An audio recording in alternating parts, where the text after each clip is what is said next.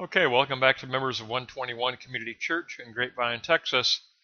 Our ongoing study in the Principles of Ethics by Borden Parker Bowne, published in 1892. We're going to take a look at the final chapter in this manuscript, pages 247 to 309. We're going to take a look at the ethics of social relation. We've looked at the dialectic of righteousness as individual, mediated through family, to reach now social relation. Let's begin with block one and take a look at the internal order of society. Begin with competing wills and moral law. Society is to sustain the values of property, family, and contract, and security of the individual. Additionally, there has to be some measure of government within human existence which defends rights and represses wrongs. Bowne says society arises from the nature of our own existence, and the mediation of family leads to society. He says that the fixed nature of things includes the individual will, but also the collective will. And the foundation of society consists of moral law, natural rights, and the constitution of objective reality. So we are firmly stationed in that plane of the dialectic of righteousness now. We've transitioned out of the individual through the mediation of family, and now we're going to take a look at the higher law that informs social relation. Let's take a look at note 2. The higher law is a moral law combined with natural rights. These must be subordinate to the highest common good. There should be an incarnation of beneficent righteousness, and all social forms are judged by the realization of personal life. There are subsystems of family, state, and church. They're instrumental in securing the higher good for all living persons. Society is to enforce the conditions of living together in the attainment of this higher moral law, which is instrumentally implemented through the subsystems of family, state, and church. So note 3, the competing wills and the higher moral law equal the conditional living together in social relation. Each individual is responsible to society. Political science is that science of adjustment of the reciprocal relation between the individual and society. There must be a maintenance of social order and a maintenance of equal justice. We seek a social equilibrium, but we are entering into that plane of social justice, says Bowne. But this higher internal order of society is not reached through a priori deduction. Experience unfolds it progressively as an internal order, and it should minister to the common good of all individuals. It is a higher internal order of society, and it should minister to the common good of all individuals within society, along that plane of social justice. So note 4, if we take a look at that internal order of society, there must be a balance between the independence of the individual and the subordination of the individual to society. We can only make progressively better approximations of the society ideal. This provides the conditioning of a moral reference for social relation. Now, the division of labor between individuals and society is learned through rational reflection, or right reason, as Bowne would call it. Society is responsible for all mischiefs resulting from its own structure and mistakes of individuals within its structure.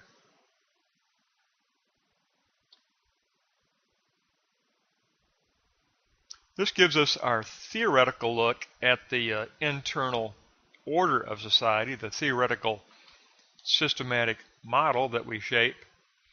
But now we need to take a look at the practical side. We need to take a look at that dialectic of righteousness, and with regard to social relation, it means to live in harmony with righteousness at a practical level of phronesis, practical wisdom, and praxis, choice, and that's praxis as action and reflection within history. So block 2, we begin with the subsystems of church and state. They implement the practical side. A person should be free to think for themselves in matters of religion. There's always a neutral field between the individual and society concerning the realm of obligation. Social law should be as wise as it can and as righteous as it can. Social action must be based on justice, and there must be a balance between existing for God and practical human relation.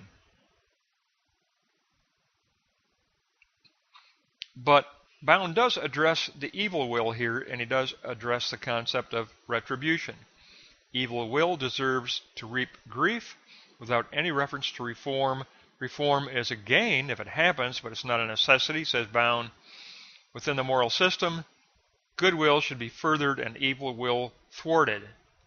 The principle of retribution recognizes that we're unable to precisely estimate the proper responsibility of any person, and that we are to punish misdeeds that have a social bearing.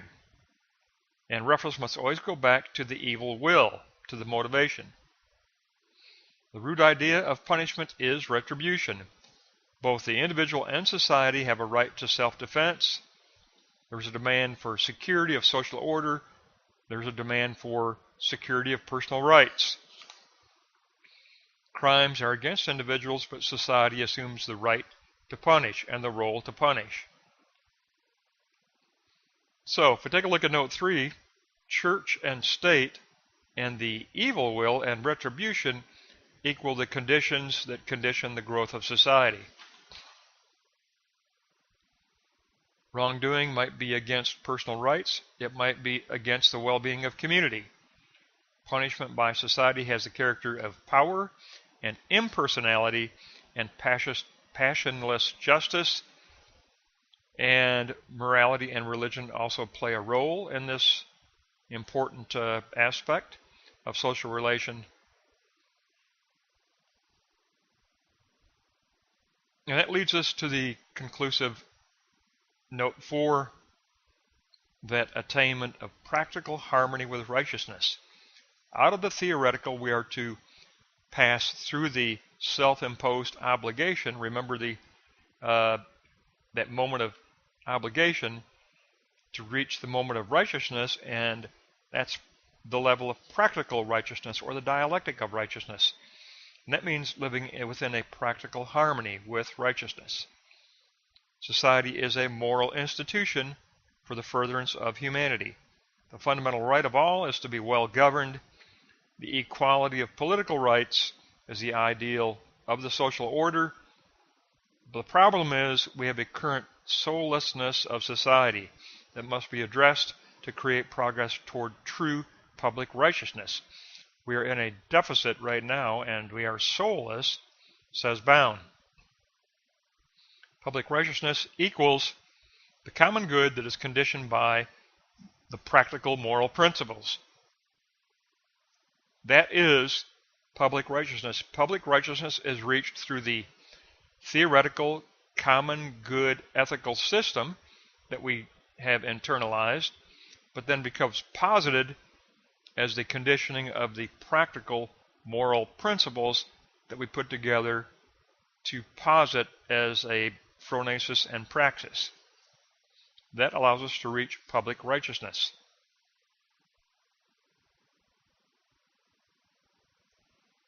So that takes us on to block 3. We have the internal order, which is the theoretical systematic ethical model.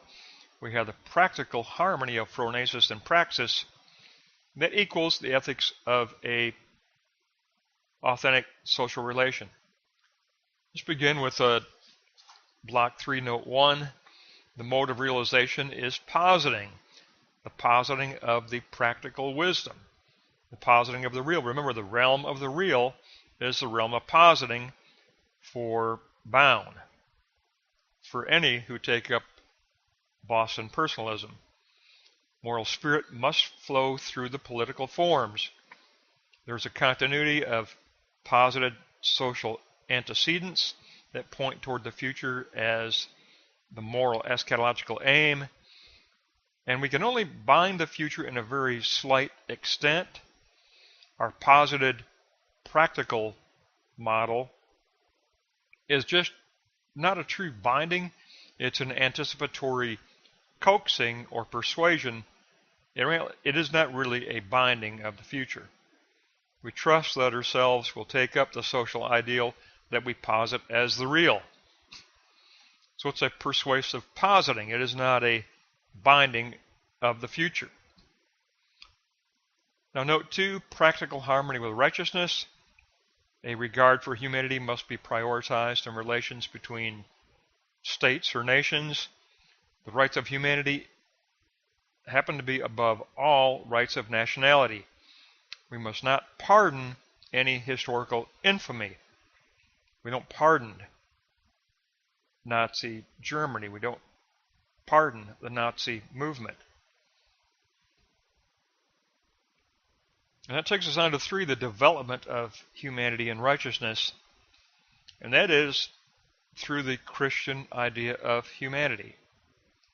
It must create a tendency toward humane elements that will not tolerate war. Additionally, the church and its values are measured against its ministry to humanity. The church exists as sign, semeion sign, of unselfish living and as the aim of immortal destiny. So the church is an anticipatory sign of our destiny toward the teleology and unselfish corporate living. But the book comes to a close, and this chapter comes to a close with 11 conclusive statements by Professor Bowne. When you take a look at these 11 conclusive statements, they summarize the entire 300-page manuscript of Christian ethics.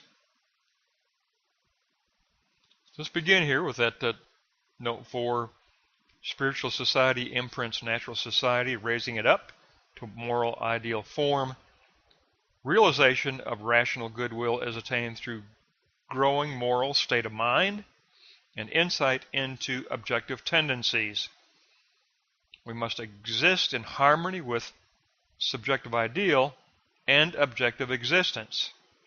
Agape self-giving is ideal social relation, and right will is the foundation of our ethics. However, abstraction must transition to concretion through obligation. The right to truth underlies ethical practice, and return moment and revision are ongoing dialectical work. Additionally, we must guard against degrading the meaning of life, and practical principles are not always clearly defined and must be acquired through dialogue, and that Dekunta threshold, phronesis, or practical wisdom, must supplement theoretical system. That basically gives us a summary of the entire manuscript. They're so important, I'm going to read through them again. It's a summary of the entire manuscript. Spiritual society imprints natural society, raising it up to moral ideal form.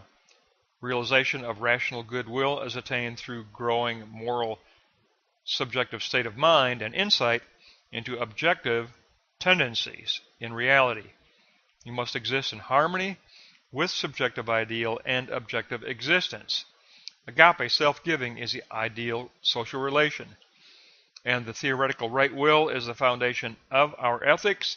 However, abstraction must transition to concretion through the mode of obligation.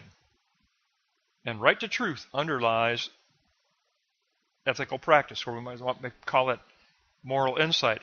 Moral insight as right to truth underlies ethical practice. Return moment and revision are ongoing dialectical work. We must guard against degrading the meaning of life, and practical principles are not always clearly defined, and they are acquired through the dialogue at the Kunta threshold. Phronesis, or practical wisdom, must supplement our theoretical ethical model. That concludes the manuscript. That concludes Chapter 10, pages 247 to 309 on the ethics of social relation.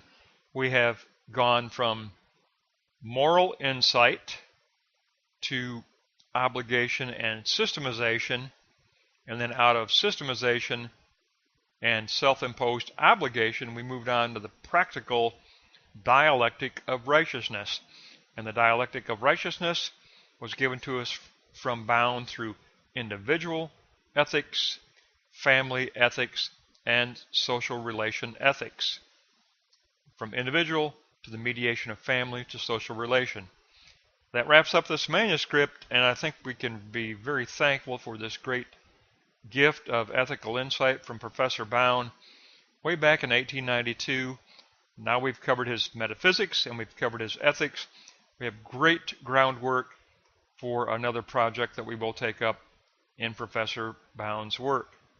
So that's going to wrap up the Principle of Ethics, pages 247 to 309.